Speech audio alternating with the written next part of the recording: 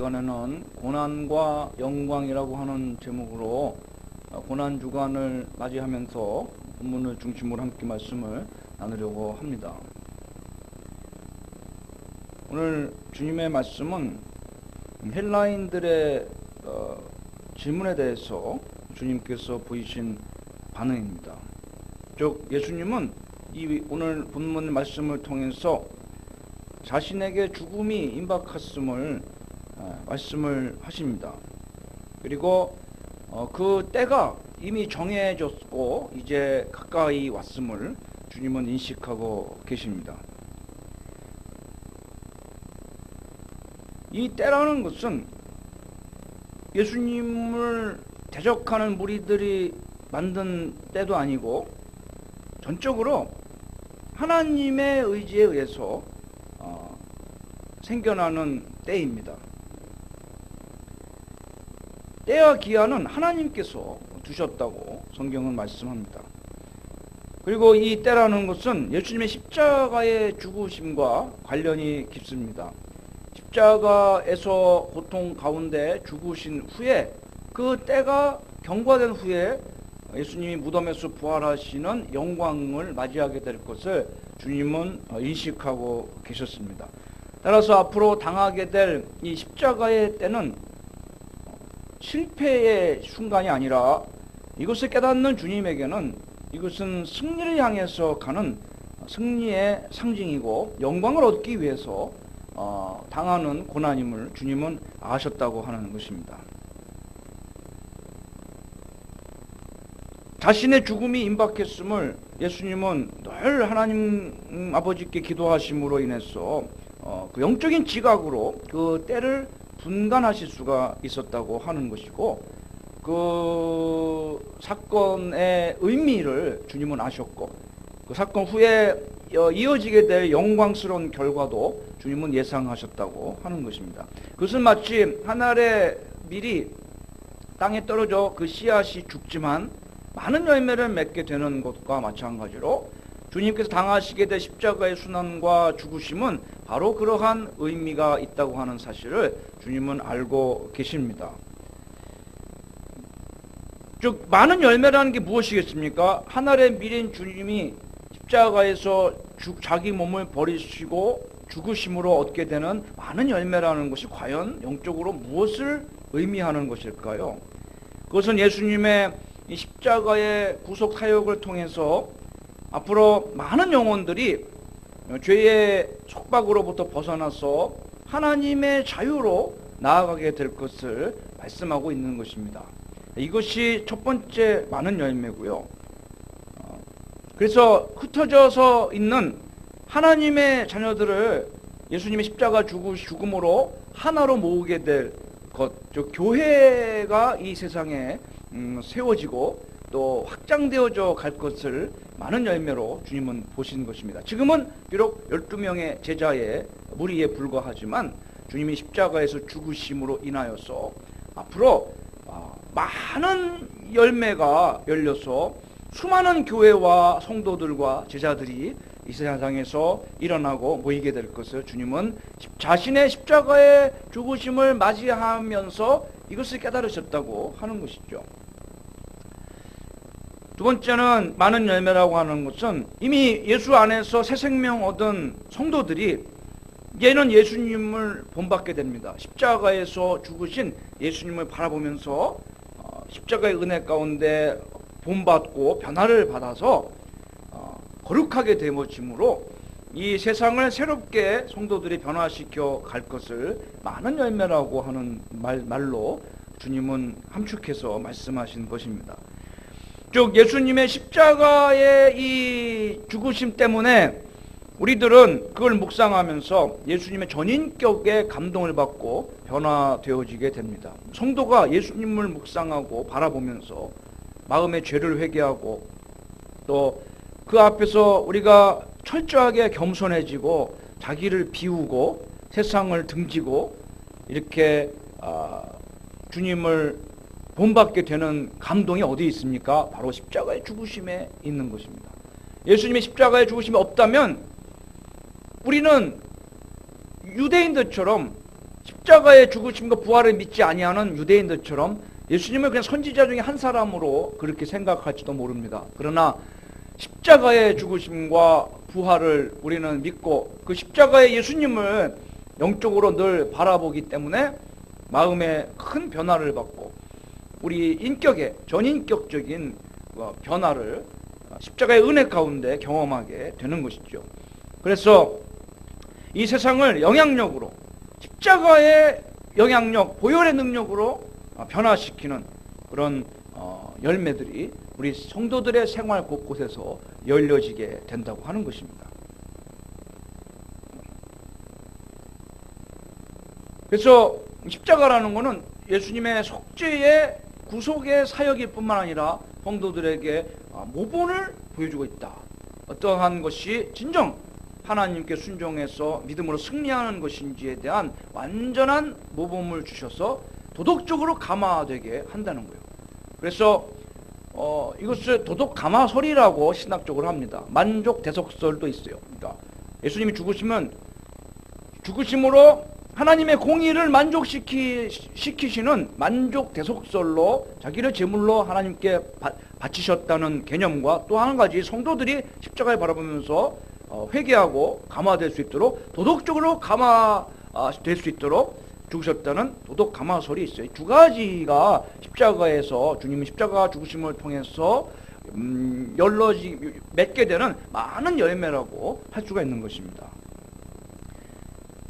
즉 예수님은 반대 세력에 의해서 정치적으로 정치범으로 모함을 받아서 십자가에서 처형되셔서 사라지신 분이 아니라 십자가의 죽으심을 이런 깊은 의미를 깨닫고 그 때가 다가오고 있으며 그때에 자기가 무엇을 해야 될지를 분명히 인식하셨고 그것을 그런 의식 속에서 철저하게 감당하셨다고 하는 것이죠.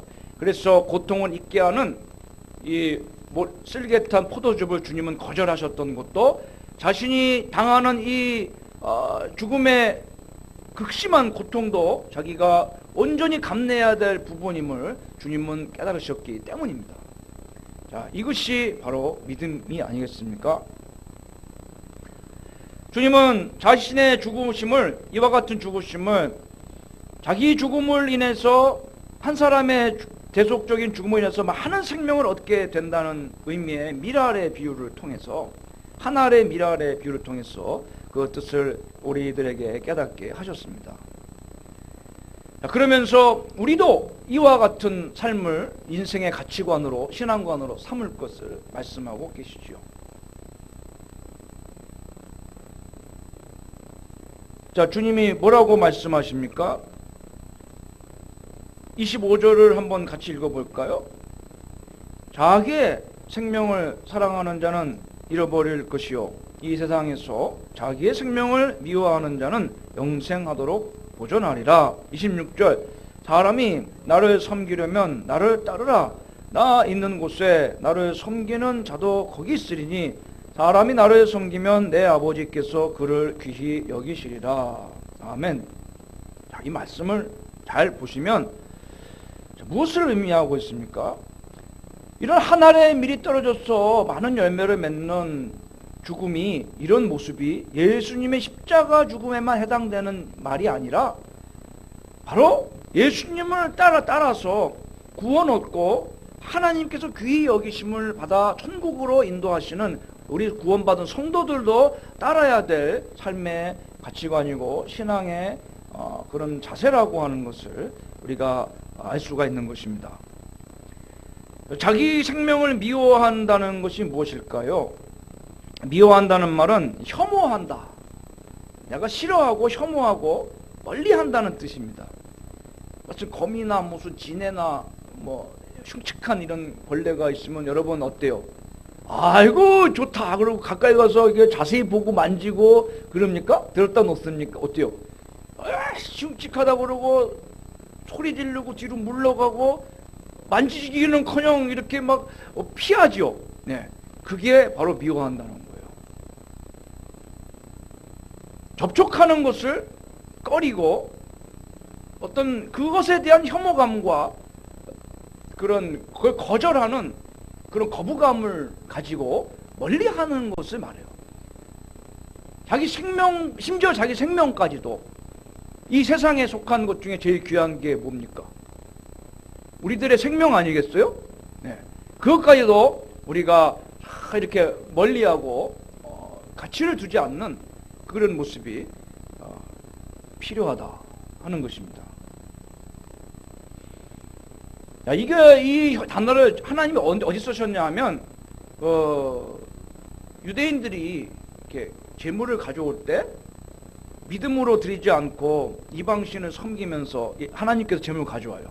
가증스럽다 할 때 그 단어가 이 단어입니다. 하나님이 그것을 미워하셨고 가증히 여기셨다. 이게 바로 우리가 세상을 미워하고 자기 생명까지도 미워한다 하는 단어가 똑같은 단어를 쓰고 계세요. 하나님이 그런 것을 철저하게 경계하고 싫어하시고 멀리하시듯이 우리도 세상 것에 대해서 심지어는 마지막에 하나 남은 자기 생명까지도 이렇게 미워하고 멀리할 수 있는 그런 것을 따라가지 않는 그러한 미련을 버리고 생각을 거기에 이렇게 붙들리지 않는 그런 마음이 필요하다고 하는 것입니다. 왜냐하면 자기 육신의 생명을 비롯해서 세상 것에 집착과 미련과 애착을 가지면 결국은 주님을 배반하는 일을 고난을 만나면 하게 될 것이기 때문이죠. 즉 예수님의 이 교훈은, 오늘 미랄의 이 비유와 이 교훈은 우리가 주님을 바라보고 주님의 제자로 주님을 가신 길을 따라가면서 이 세상을 살아가면서 무엇을 과연 버리고 무엇을 취해야 할지, 취사 선택을 어떻게 해야 할지에 대한 하나의 기준을 제시하고 있다고 말씀을 드릴 수가 있어요.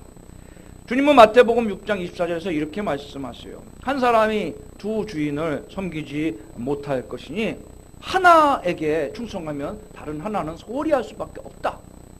즉 우리가 세상의 종이 된다면 하나님의 종으로 충성할 수 없다 라고 말씀하고 계시다는 겁니다.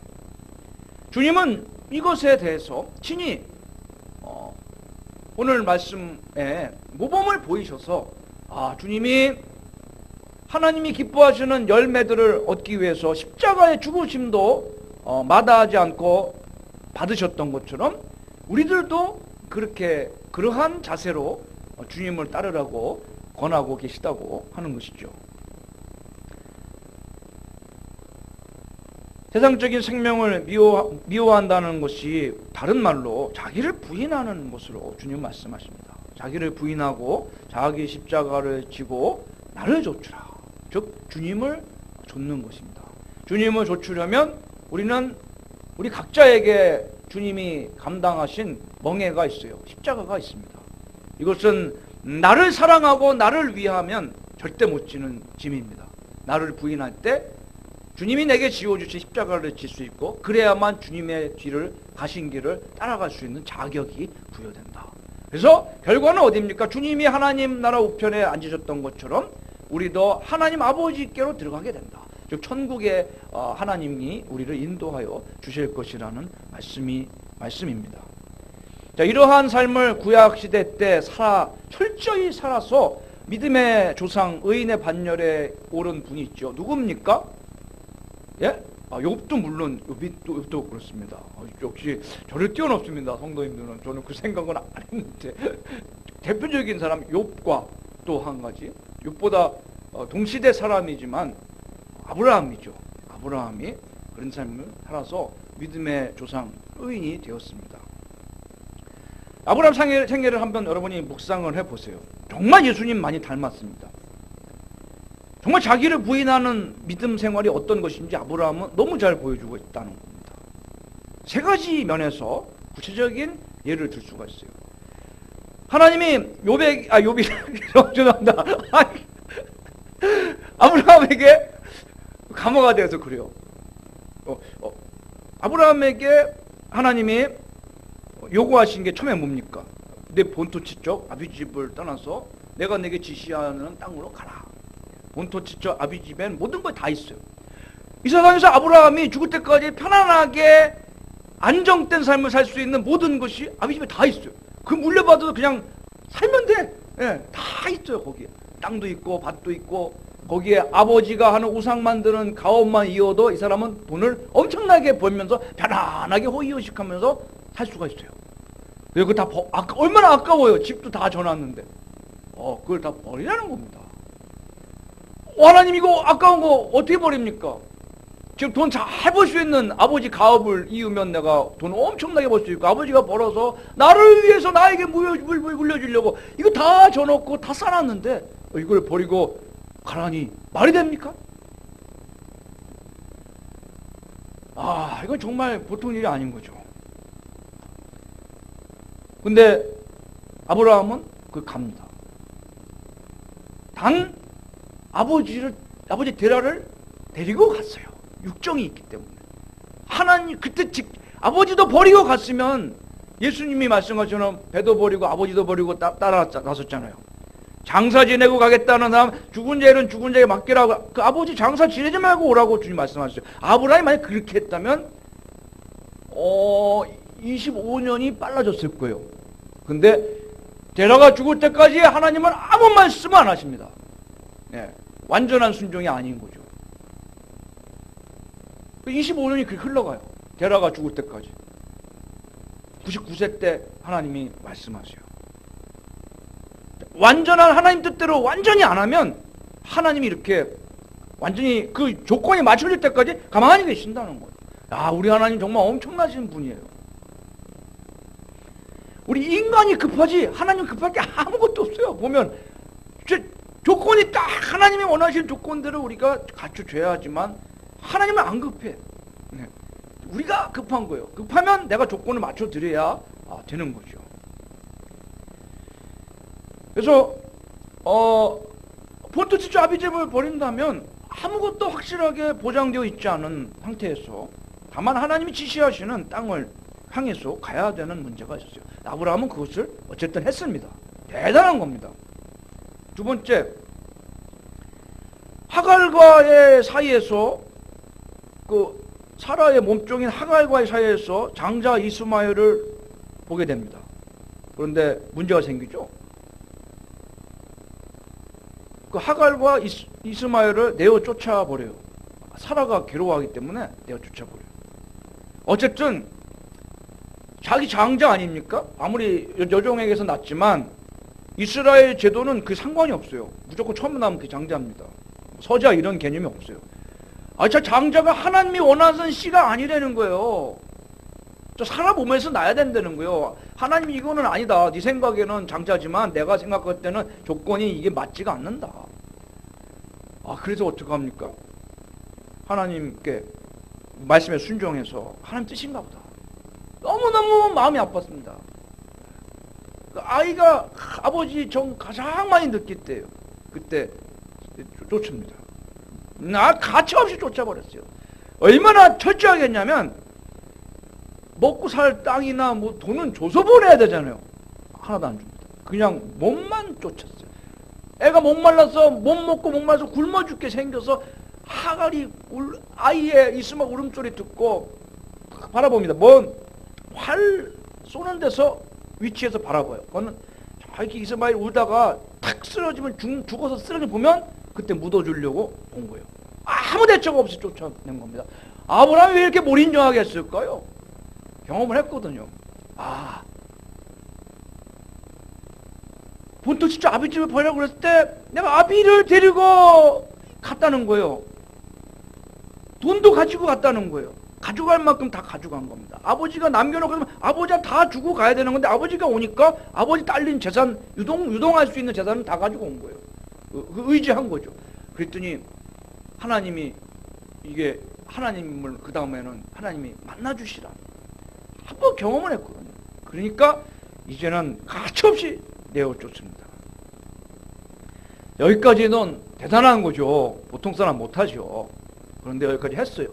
근데 엄청난 시련이 옵니다. 예수님의 십자가의 순환과 같은 시련이 와요. 뭡니까? 백세 얻은 사랑하는 독자 이삭. 정말 하나님이 이삭을 얻기 위해서 이 고생을 한 건데 지금까지 이삭 약속의 자녀고 이 이삭을 얻기 위해서 자기가 그 먼 길을 다 버리고 왔고 이스마엘 이삭까지 하갈까지 내어 쫓았는데 하나님이 이제는 이삭이 전부 다 아닙니까? 그 인생에 전부 다 아니에요? 마지막 열매 아닙니까? 근데 하나님이 이삭을 모리아 산에 가서 번제로 하나님께 드리라 하는 겁니다. 말이 되는 소리입니까? 마지막 열매인데 여기다가 인생을 모두 걸었는데 이삭 하나에다가 하나님 그걸 번제로 짐승 잡아서 배를 갈라갖고 다 내장 다 꺼내고 팔다리 다 잘라갖고 불태워 바치듯이 자기 그 이삭을 그렇게 바치려는 거예요. 이건 정말 너무너무 대단한 시련이죠. 그런데 아브라함은 그것을 사라에게도 말하지 않습니다. 말하면 뜯어 말렸을 거예요. 절대 못하겠을 겁니다. 그냥 길을 떠납니다.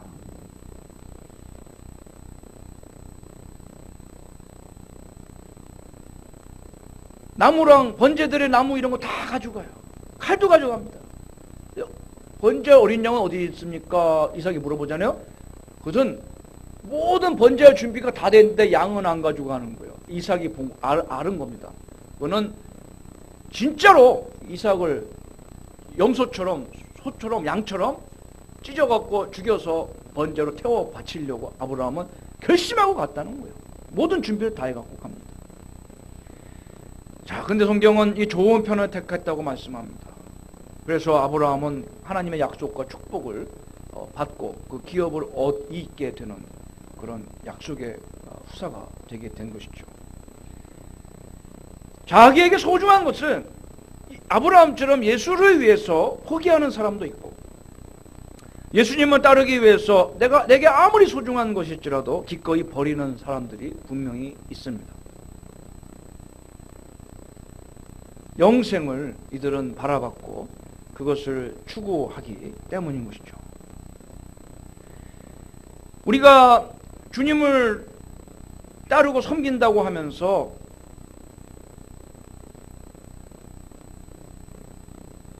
우리가 무엇을 버리고 붙잡을 선택에 있어서 주님이 원하시는 대로 하지 않는다면 진정 우리가 주님을 따르고 섬긴다고 말할 수가 없다고 하는 것입니다.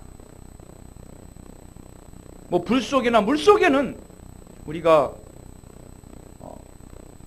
안 들어간다 할지라도 그런 일이 온다면 그것까지도 감내해야 되는 것이 우리의 운명이라는 거예요.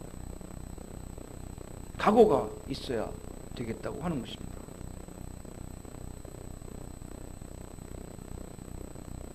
사람들은 너무나도 선별적으로 예수님을 줬습니다.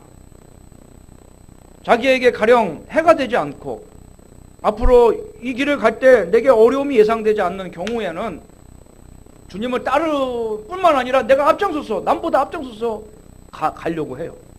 영광이 오는 길이기 때문에 앞장섭니다. 그런데 그 길에 있어 언제든지 고난이나 죽음이 예상되면 내가 맨 뒤로 빠지려고 합니다. 그리고 숨어버립니다. 요나가 배 밑창으로 들어갔듯이 숨어버려요. 그렇다면 어떤 말로 변명할지라도 진정으로 그런 모습은 주님을 섬기는 사람의 합당한 자세라고 할 수가 없을 것입니다. 바로 주님의 십자가의 죽으심이 이와 같은 순종과 하나님께 대한 철저한 충성을 우리에게 가르쳐주고 있다고 하는 것입니다. 우리에게 하나님이 하신 약속이고 분부입니다.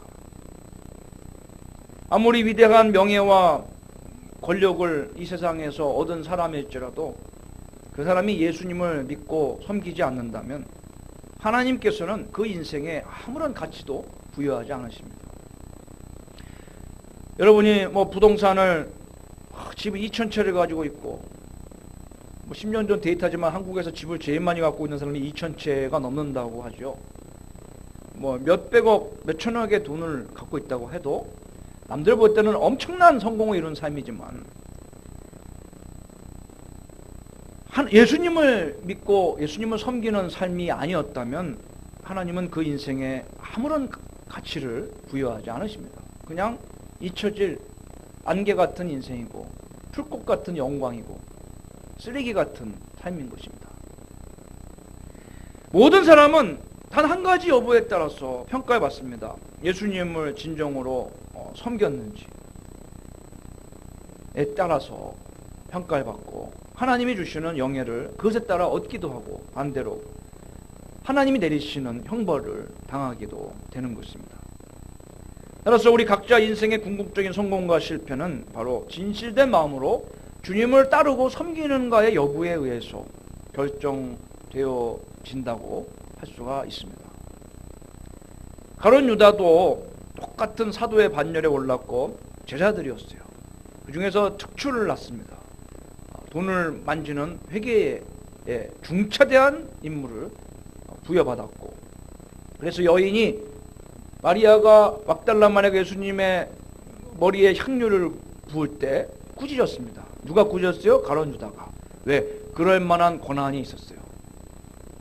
왜냐하면 재정에 대해서 자기가 앞장서서 하는 사람이기 때문에 그거 나한테 바쳐서 우리가 관리해야 될 귀한 돈을 네 거라고 그래서 네가 왜 마음대로 주님의 발에 쏟아붓느냐? 당연히 재정을 맡아 관리하는 나에게 가져와서 아주 합리적인 재정 운용을 하도록 해야 되는데 그 권한은 내가 가지고 있는데 왜 네가 마음대로 쓰느냐라고 그 헌신하고 있는 여자를 꾸짖을 정도의 파워를 그 공동체 안에서 유다는 가지고 있었고, 제자들도 그거 유다의 말에 동조합니다. 그만큼 유다의 말은 절대적이었다는 거예요.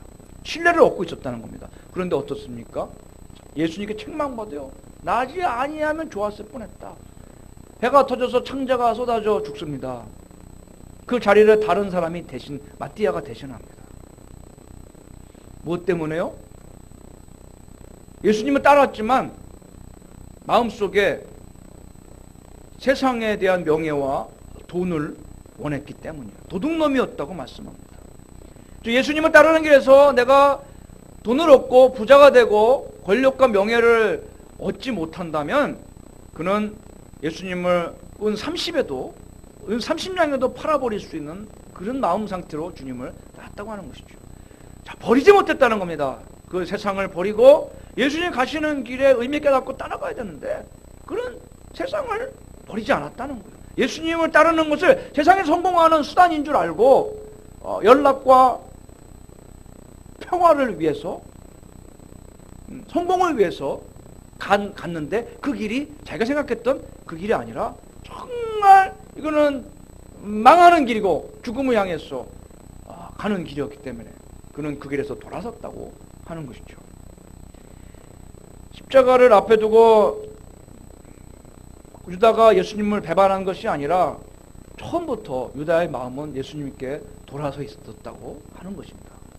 유다는 몰랐겠지만 그랬다는 것입니다. 우리도 우리 마음이 주님을 등지고 세상을 향해서 혹이나 있는 것은 아닌지 이 말씀을 고난주간에 통해서 우리가 묵상을 해봐야 될 것이라고 생각을 합니다. 어제 의원이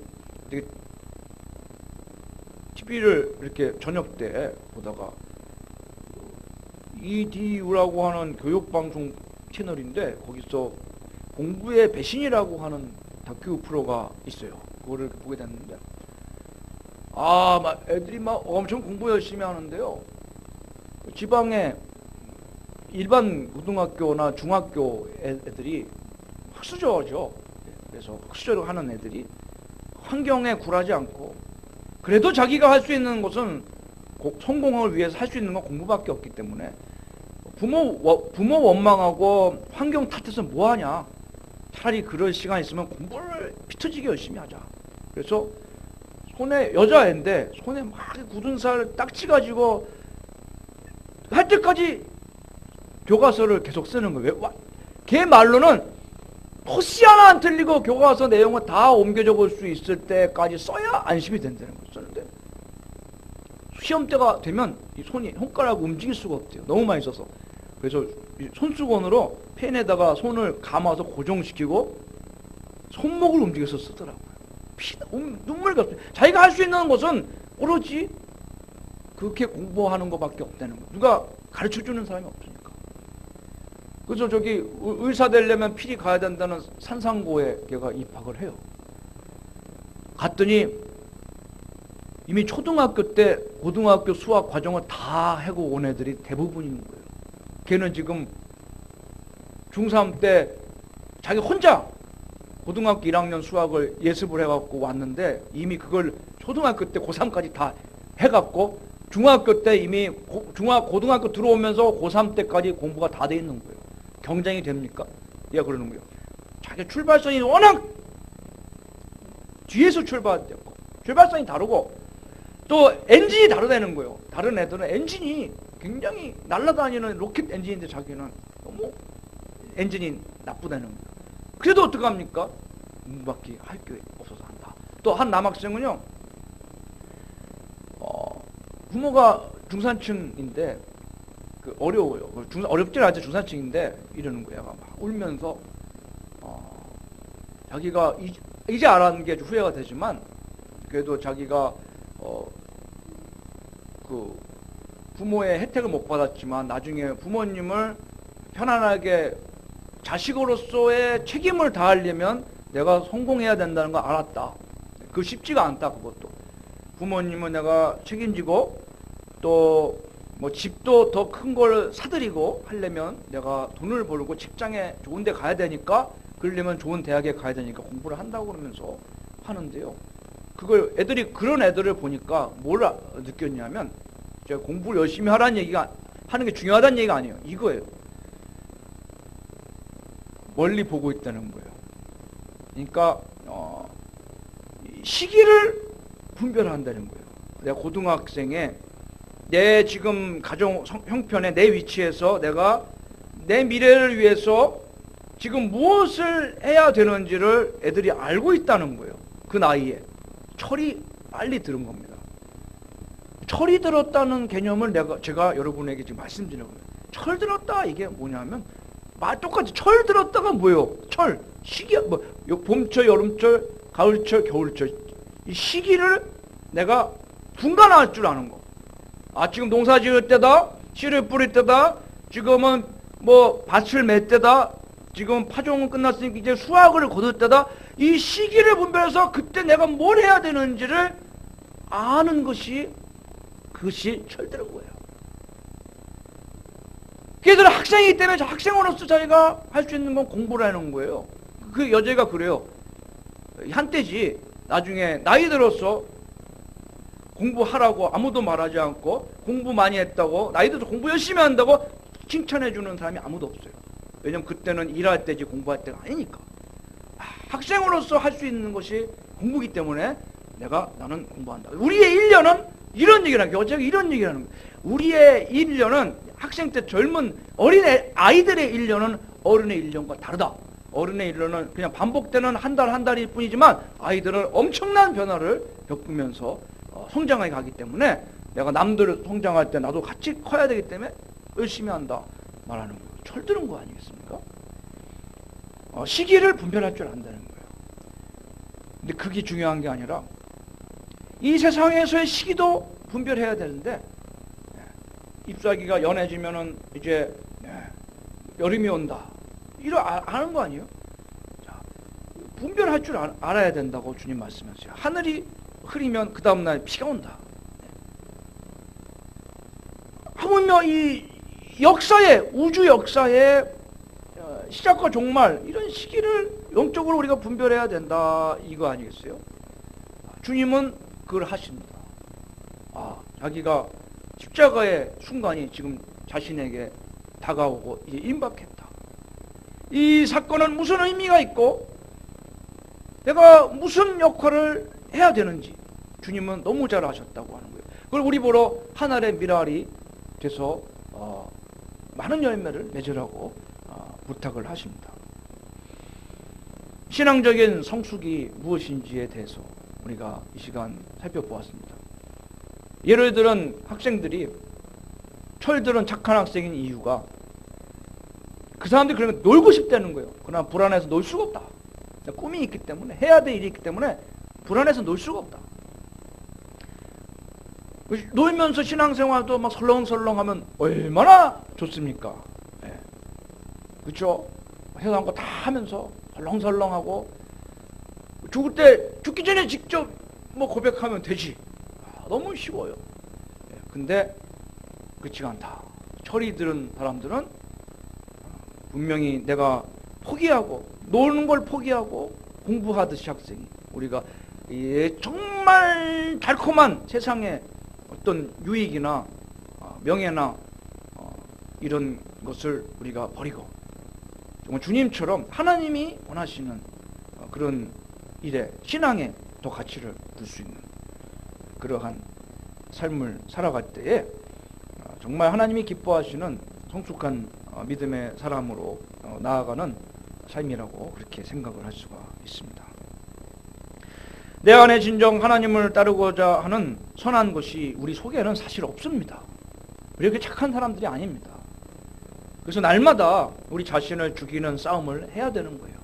내가 정말 하나님을 따를 만큼 천성이 선한 천사 같은 사람들이 아니기 때문에 욕심으로 가득 차고 정말 이기심으로 가득 찬 그런 사람들이 아니겠습니까? 그래서 날마다 나 자신을 죽이는 싸움을 해야 되는 겁니다. 아니면 저기 지금 미투 운동으로 막 성추행 막 나오고 막 돈 많이 먹어서 지금 뭐 구속되는 이 전직 대통령들처럼 우리는 아닌 것 같아요. 똑같은 사람들이에요. 다만 신앙으로 나 자신을 그런 마음들을 우리가 죽여야 된다는 거예요. 우리가 그 사람들이 나쁘고 우리는 선하고 그 사람들 욕심이 많고 우리는 탐욕이 없어서 절대 그런 일을 안 하는 게 아니라는 겁니다. 자기와의 싸움입니다. 자기를 죽이는 싸움을 해야 되는 까닭. 나는 날마다 죽노라고 바울이 고백해야 되는 까닭은 자기 자신을 바울은 보았기 때문이에요. 예수님을 바라보면서 자기 자신을 보면서 이 사막의 몸에서 누가 나를 구원하랴? 내가 죄인 중에 괴수로다 하면서 자기 자신은 소망이 없는 죄인인 것을 알았기 때문에 날마다 그 죄악의 육체성을 죽였던 겁니다.